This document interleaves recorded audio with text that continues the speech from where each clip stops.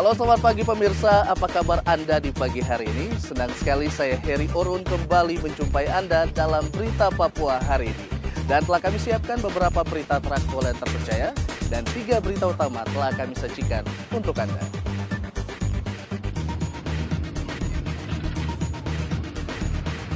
Minta Pemda cabut portal otomatis mama-mama pedagang asli Papua, blokade pintu utama Pasar Sentral Mimika. Kelompok separatis kembali menebar teror, seorang tukang ojek tewas dianiaya di Kabupaten Puncak. Sebulan tak melaut, nelayan di Merauke menggantungkan hidupnya dengan mencari udang dan ikan kecil di bibir pantai.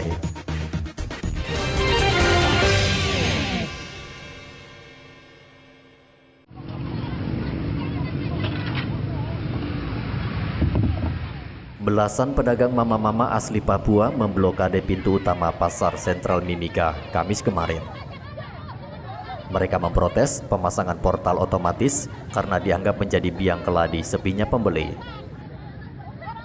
Selain itu, pemasangan portal otomatis menyebabkan pedagang harus memikul sendiri barang dagangannya ke dalam pasar karena tukang ojek tidak mau membayar parkir dan hanya mau mengantar sampai di depan pintu masuk pasar. Para pedagang yang kesal ini membakar ban bekas di depan pintu masuk pasar sebagai bentuk aksi protes. Kericuhan sempat terjadi ketika polisi meminta blokade dibuka. Pedagang berkeras menuntut Kepala Disperindak Mimika mencabut portal otomatis. Yang pertama tuntutan mereka adalah pembeli berkurang. Sejak berlakunya portal, pembeli berkurang. Jadi mereka mau supaya portal tidak berlaku dulu. Nah, ditahan di hold dulu.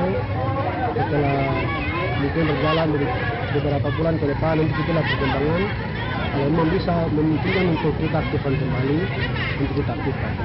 Apa yang menjadi temuan, kita akan komunikasikan dengan yang bertanggung jawab terhadap pengelolaan. Karena kami sifatnya pengamanan, ya, kalau soal pengelolaan di dalam kan bukan kewenangan dan tanggung jawab kami. Tapi hal-hal yang terkait dengan persoalan pasar kita komunikasikan, kita berikan masukan sehingga ada hal yang perlu dipertimbangkan dan diambil adalah kepentingan kenyamanan aktivitas di pasar. Karena kenyamanan aktivitas di pasar ini bukan cuma berbicara tentang pengunjung. Mama-mama pedagang pasar ini kemudian menghentikan aksi mereka setelah mendengar masukan dan keterangan dari aparat serta pengelola pasar. Igobat Momolin melaporkan dari Mimika, Papua.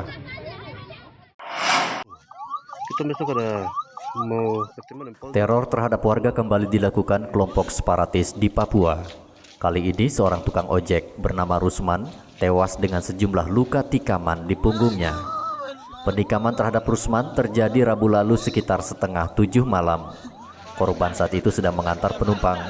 Ketika berada di kampung Ilambet, distrik Ilaga, korban langsung dihadang sekelompok orang yang kemudian mengeroyoknya hingga tewas. Kamis kemarin jenazah Rusman langsung diberangkatkan ke Kabupaten Mimika menggunakan pesawat komersil. Bupati Puncak Willem Wandik meminta warga waspada. Ia menduga kelompok separatis sudah berbaur dengan warga sipil sehingga sulit dikenal. Kami ingatkan bahwa kita selalu harus waspada. Karena yang pertama itu pelaku-pelaku seperti begini kan mukanya sama. Ini orang Papua ini kan muka sama semua. Jadi tidak bisa kita bedakan antara sipil maupun kelompok bersenjata ini. Dan juga memang kelompok-kelompok ini sering, nah sudah hari ini luar biasa. Hari ini sudah mulai melakukan dengan pisau. Ini sudah mulai sesuatu yang baru lagi. Sering selama ini terjadi itu dengan kontak senjata, tapi hari ini mereka lakukan dengan cara yang pisau. Jadi mereka mungkin karena sudah menipis satu anggaran, yang kedua amunisi, lain-lain, sehingga termasuk bahan makan dan lain sebagainya, sehingga mereka melakukan pergerakan perseorangan. Ini yang sedang kami coba terus lakukan upaya untuk mendeteksi mereka, karena diawali dari biasanya perseorangan yang membuat keributan atau sengaja keributan untuk kemudian kemudian melakukan kekerasan terhadap para korban. Ya, saya prihatin atas kejadian yang di Laga ya, karena ya itu hari-hari sebenarnya kegiatan kehidupan seorang awak ojek ya, yang pekerjaan hari-harinya melayani masyarakat, tapi kemudian mereka ribut kemudian saling melempar, terus terjadi penganiayaan dan lain sebagainya, mereka korban meninggal dunia. Personel gabungan TNI Polri kini tengah memburu para pelaku yang diduga melarikan diri ke arah Gunung Gome. Aksi teror serupa juga dilakukan kelompok separatis Senin lalu. Mereka menembak seorang pedagang hingga terluka di Kabupaten Intan Jaya. Hendra melaporkan dari Puncak, Papua. Oke, kawan, jam buru-buru. Tim SAR akhirnya menemukan Susan Rumaweki, wanita yang hilang saat memancing di Pantai Asai, Manokwari, Papua Barat. Susan ditemukan sudah tak bernyawa di sela karang Pantai Asai. Susan dilaporkan hilang karena tak kembali ke rumah saat pergi memancing di Pantai Asai Rabu lalu. Jenazah wanita berumur 22 tahun itu langsung dibawa tim SAR ke rumahnya yang tak jauh dari lokasi ia ditemukan. Susan pergi memancing di laut menggunakan perahu. Diduga perahu Susan terbalik karena gelombang tinggi. Kami menemukan korban berada di bawah karang, tepatnya di lokasi di mana tempat korban melakukan aktivitas mancing tadi siang, sehingga tim gabungan kami langsung mengevakuasi korban dan menyerahkan ke pihak keluarga. Dan untuk itu kami menyampaikan sekali lagi kepada semua unsur potensi yang terlibat, khususnya TNI dan Polri, yang boleh mendukung kami dalam pelaksanaan kegiatan operasi SAR di malam ini, sehingga operasi SAR boleh terlaksana dengan baik dan korban kami serahkan ke pihak keluarga. Nelayan dan warga diminta mewaspadai gelombang tinggi di perairan Manokwari yang diprediksi akan terjadi hingga Maret mendatang. Edi Musahidin melaporkan dari Manokwari, Papua Barat.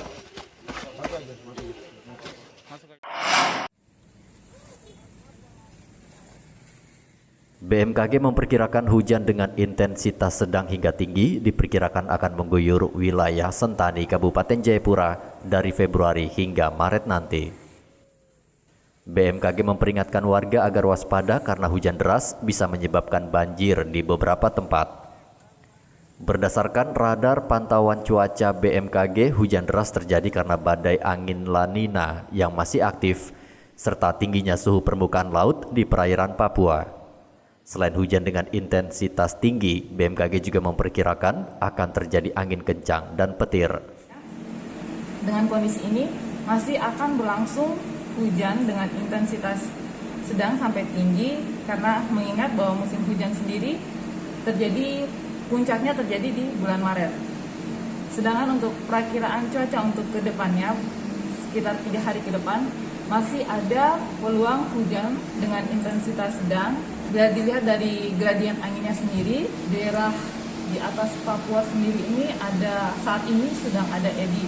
Jadi bila kita melihat pergerakan eddy itu sendiri, bila mendekat untuk ke wilayah Kabupaten Jayapura, itu akan ada potensi hujan dengan intensitas lebat. Untuk kami BMKG sendiri telah melakukan peringatan dini yang kami sebar melalui media sosial baik Facebook, Twitter, dan Instagram, sehingga harapan kami wilayah Kabupaten Jayapura yang mempunyai potensi hujan lebat dapat waspada dengan kondisi tersebut.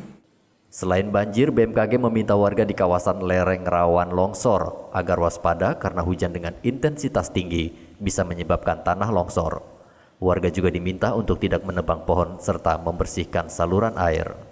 Renol melaporkan dari Sentani, Kabupaten Jayapura.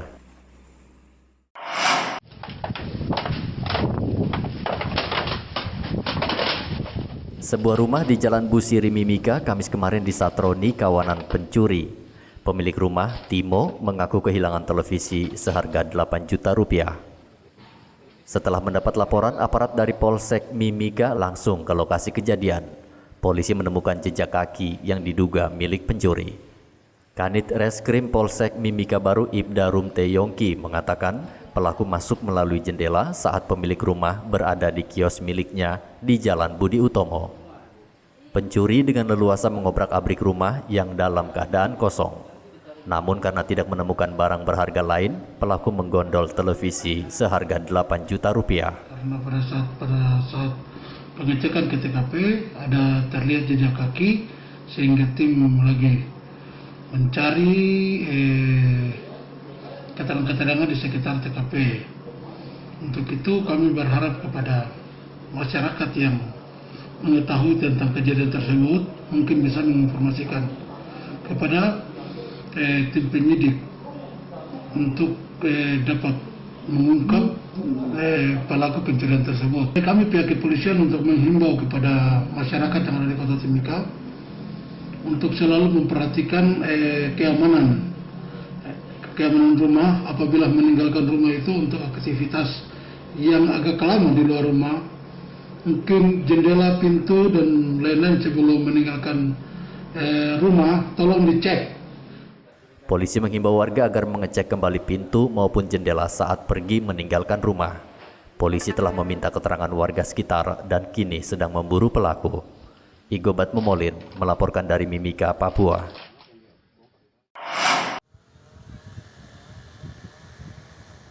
Ratusan perahu nelayan ini sudah hampir sebulan tertambat di pesisir pantai Lampu 1 dan pantai Binaloka, Merauke.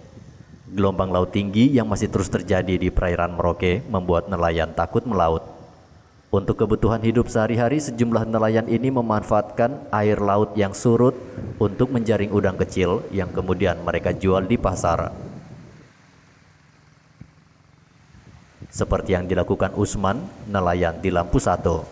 Selama 1 jam menyusuri pesisir, ia bisa mendapatkan ikan dan udang kecil seberat 5 kg dan dijualnya seharga Rp15.000 per kilogram. Kurang begini udang kecil? Baru ini hari lagi. Baru ini hari nih. Kenapa? Apa memang ombaknya sudah kurang di? Iya. Sudah kurang. Kita ndak carikan pakai perahu tidak? Tidak. Oh, memang untuk cari ini saja ya? Iya. Ini kira-kira ombaknya masih akan tinggi lagi atau seperti apa, Pak? Ini perkiraan ini Pak 2 hari lagi. 2 hari lagi? Ada ombak lagi di? Oh, ini berapa kilo kita dapat ini? 5 kilo ini. Ini berapa jam dicari ini, Pak? Kita tadi jaring. Oh, 10 menit saja, Di. Jadi artinya untuk memenuhi kebutuhan hidup cari udang-udang begini, Di? Oh, gitu. Namun, mencari ikan kecil dan udang tak setiap kali bisa dilakukan karena air laut yang surut tidak lama, hanya beberapa jam dalam sehari. Namun, hanya itu yang bisa dilakukan nelayan di sini. Karena hingga saat ini, gelombang tinggi mencapai 5 meter masih terjadi di Merauke. Muhammad Ridwan melaporkan dari Merauke, Papua.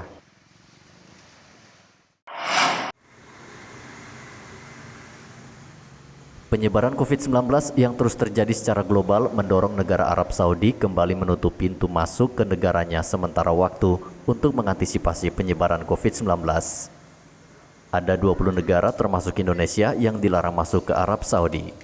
Akibatnya ribuan jamaah umroh tahun ini batal berangkat, termasuk jamaah umroh asal Merauke. Biro Jasa Perjalanan Umroh di Merauke menyebut setidaknya ada 50 jamaah umroh yang siap berangkat, namun ditunda keberangkatannya akibat penutupan negara Arab Saudi. Pihaknya juga belum mengetahui kapan pemerintah Arab Saudi akan membuka kembali pintu masuk ke negaranya. Perkembangannya cukup luar biasa, mendaftar.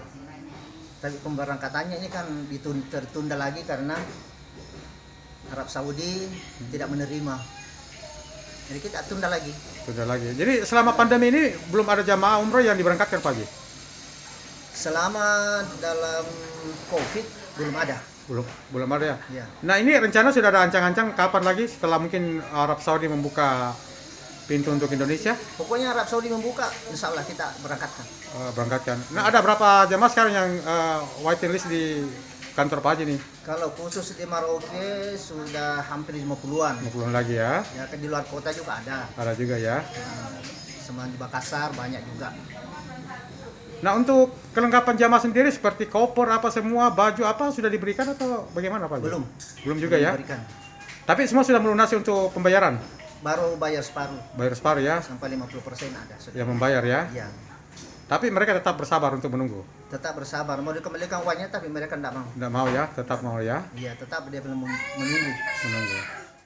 Ke-50 jemaah umroh asal Merauke saat ini tetap sabar menunggu kebijakan terbaru dari pemerintah Arab Saudi.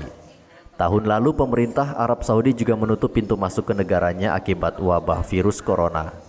Muhammad Ridwan melaporkan dari Merauke, Papua.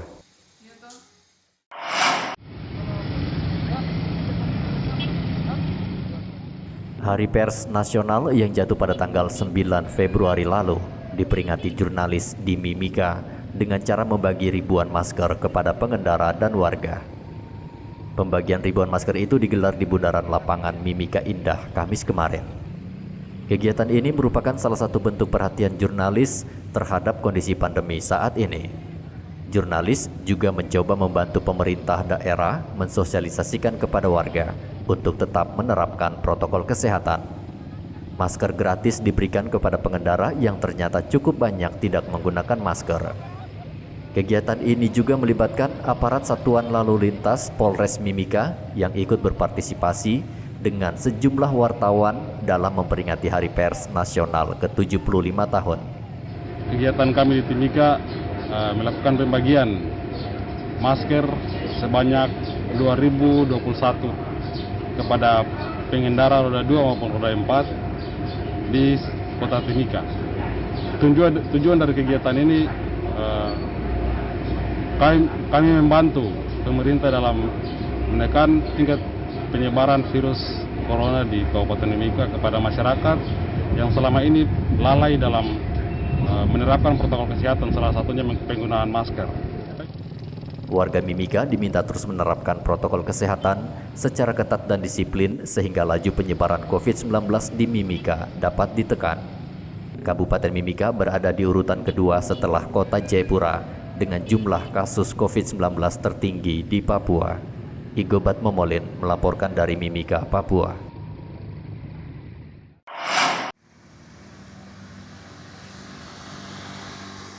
Menjelang perayaan Imlek di Merauke, Wihara Dharma Jaya tidak banyak melakukan persiapan. Kali ini perayaan Imlek memang berbeda dengan tahun-tahun sebelumnya karena dibayangi pandemi virus corona. Tidak ada kemeriahan dan keramaian, bahkan ibadah yang biasanya menimbulkan kerumunan ditiadakan. Umat hanya diizinkan membakar dupa lalu pulang. Pengurus Wihara Dharma Jaya Eko Purwanto mengatakan seluruh kegiatan yang menimbulkan keramaian seperti penampilan barongsai dan pembagian angpau dihilangkan. Itu untuk persiapannya ya sangat sederhana sekali. Seperti contohnya mandi rupang Buddha. Itu saya batasi, saya sarankan kepada umat tidak boleh rame-rame berkumpul rame-rame. Saya hanya minta 5 orang untuk membantu pembersihan altar Buddha. Nah, dan selanjutnya dalam pemasangan lampion itu karena sebagai simbol dan tradisi kita juga memasang, cuman tak begitu rame kayak yang sebelumnya. Dan untuk kegiatan Imlek, pas hari raya Imleknya di wihara ini tidak ada sembayangan karena mengingat masa-masa pandemi ini kita tidak boleh berkumpul ya. Jadi umat ini saya sarankan untuk sembahyang pai-pai lah, orang Tionghoa bilang pai-pai, bakar dupa, ucapan syukur kepada Tuhan Yang Maha Kuasa, habis itu pulang. Jadi tak ada sembayangan bersama. Kalau tahun-tahun kemarin sebelum pandemi ada kegiatan seperti itu. Memang saya beradaptasi karena kita sebagai warga Indonesia harus menuruti apa saran dari pemerintah. Itu protokol kesehatan harus kita ikuti. Umat juga diminta memakai masker saat datang untuk berdoa di wihara hari ini. Pandemi COVID-19 tidak hanya menyebabkan perayaan Imlek kali ini sepi, namun juga menyebabkan banyak pedagang jeruk hingga lampion gigit jari karena sepinya pesanan. Muhammad Ridwan melaporkan dari Merauke, Papua.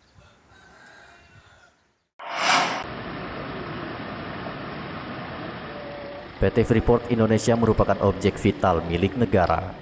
51% saham Freeport kini dimiliki pemerintah Indonesia. Maka dari itu pengamanan terhadap perusahaan tambang terbesar di dunia ini sangat penting. Kamis kemarin Polda Papua melanjutkan kerjasama dengan PT Freeport untuk mengamankan aset negara ini dari kelompok bersenjata yang kerap meneror dan mengganggu operasional perusahaan. Penandatanganan kerjasama dilakukan di salah satu hotel di Mimika antara Kapolda Papua dan perwakilan PT Freeport Indonesia. Kapolda Papua Irjen Paulus Waterpau mengatakan pihaknya mengerahkan sebanyak 833 personel untuk menjaga Gunung Emas Tembagapura.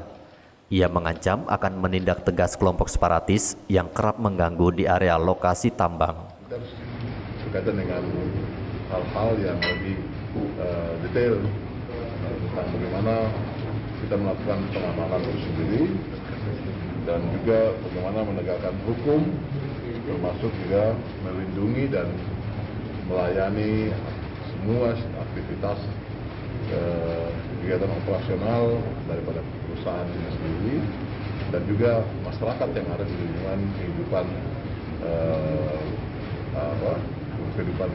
atau kegiatan aktivitas daripada perusahaan PT Freeport ini sendiri, yaitu masyarakat Mimika, masyarakat Kota Timika dan beberapa masyarakat lain yang ada di sekitar yang mengatur mengenai teknis dari pelaksanaan dukungan dari Polri kepada objek vital nasional secara khusus. Kami juga menyampaikan bahwa di dalam PKS ini tidak hanya unsur Polri, tapi ada unsur TNI-nya juga di dalamnya, sesuai dengan pengajaran dari Kepres 63 tahun 2004 tersebut. Jadi ini adalah sinergitas antara Polri dan TNI untuk mengamankan PT Freeport Indonesia. PT Freeport Indonesia kerap kali menjadi sasaran kelompok separatis. Terakhir, kelompok ini menembak jatuh helikopter perusahaan yang sedang melintas di Tembagapura. Igobat Momolin melaporkan dari Mimika, Papua.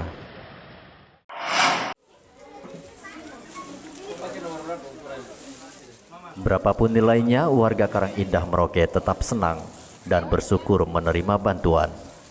Warga yang terdiri dari anak-anak dan orang tua Kamis kemarin berkumpul di rumah Ketua Barisan Merah Putih.